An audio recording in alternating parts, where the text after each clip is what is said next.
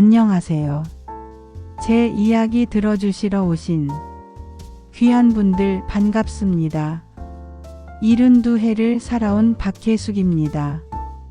요즘도 저는 아침에 눈을 뜨면 다 큰 아들, 딸 걱정부터 할 때가 있습니다. 40이 넘은 아들 녀석 시집가서 애 둘 엄마가 된 딸아이. 제 눈에는 아직도 물가에 내놓은 어린아이 같아서요. 여러분도 다 같은 마음이시죠? 그런데 얼마 전 딸아이가 저한테 이런 말을 하더군요. 엄마, 나는 엄마처럼 늙고 싶어. 그 말을 듣는데 지난 세월의 시름이 눈 녹듯 사라지는 기분이었습니다. 자식 잘 키웠다는 칭찬보다 돈 잘 번다는 소식보다 더 가슴 벅찬 말이었습니다. 제가 뭘 그리 잘했기에 우리 아이들이 저를 보며 그런 기특한 생각을 했을까요? 곰곰이 생각해보니 별다른 비법이 있었던 건 아닙니다. 그저 3가지 마음을 지키려 애썼을 뿐입니다. 첫 번째는 믿어주는 마음이었습니다.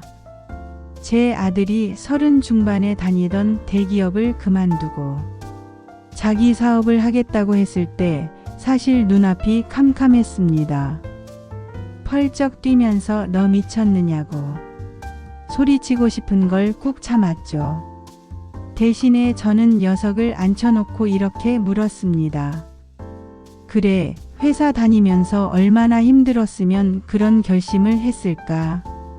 아들, 내가 어떤 생각을 하고 있는지 엄마한테 차근차근 이야기해 줄 수 있겠니?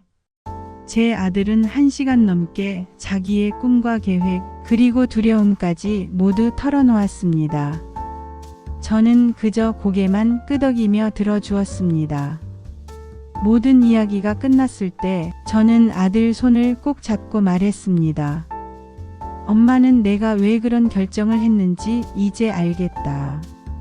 세상 사람들 눈에는 무모해 보일지 몰라도 엄마 눈에는 내 안에 있는 용기가 보인다. 엄마는 내 판단을 믿는다. 물론 사업이 처음부터 잘 되진 않았습니다. 돈 때문에 힘들어할 때도 많았죠. 하지만 아들은 한 번도 저를 원망하지 않았습니다. 오히려 엄마가 믿어주셔서 포기할 수가 없어요. 라고 말하더군요. 그렇게 몇 년을 고생하더니 지금은 제법 자리를 잡고 자기 분야에서 인정받는 사람이 되었습니다. 어른이 된 자식에게 필요한 건 이래라 저래라 하는 조언이 아니라 나는 내 편이야 라고 말해주는 든든한 믿음이었습니다. 두 번째는 기다려주는 마음이었습니다.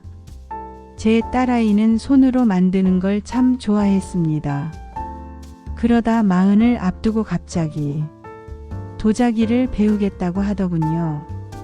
처음에는 취미로 하는가 싶었는데 덜컥 공방을 차리겠다는 겁니다. 남편 될 사람도 아직 없는데 안정적인 직장도 없이 저러다 어쩌나 싶어 속이 까맣게 탔습니다.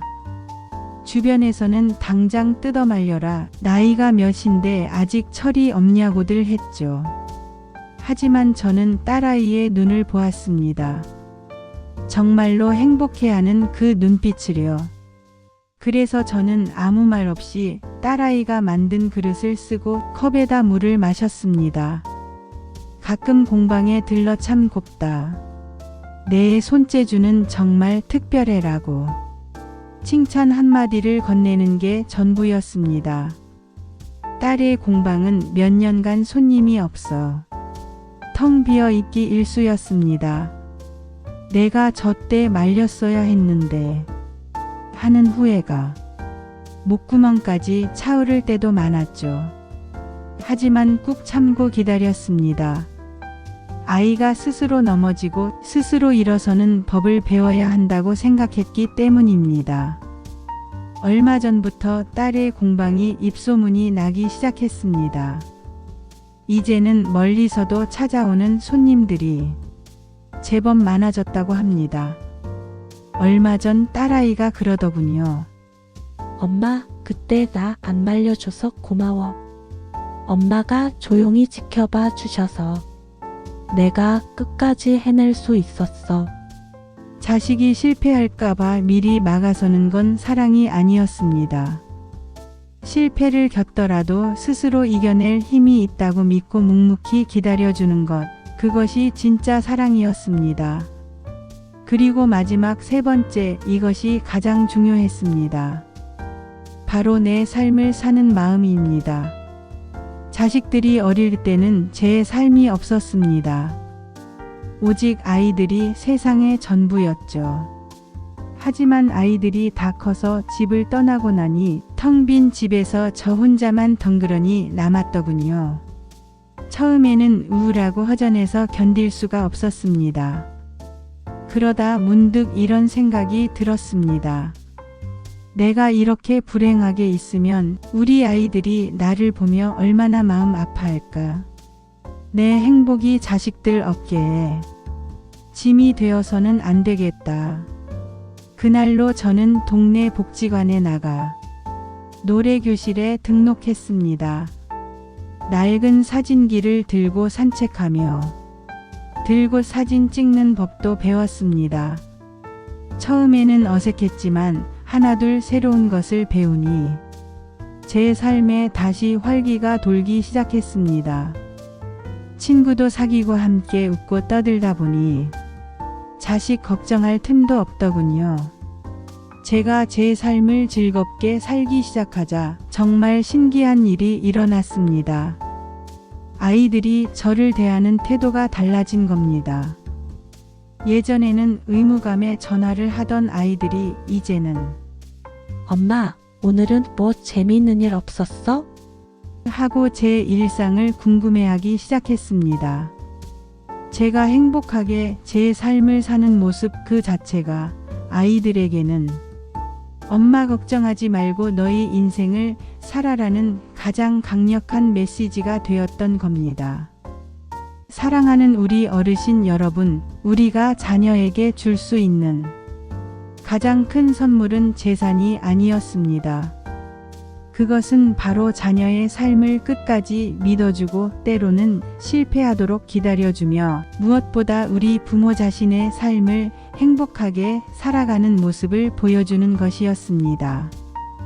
오늘부터 자식 걱정은 한 움큼 내려놓으시고 나 자신을 위한 시간을 꼭 가져보세요. 그것이 우리 아이들을 가장 자유롭고 단단하게 만드는 길입니다. 오늘 제 이야기가 마음에 닿으셨다면 구독과 좋아요로 응원 부탁드립니다.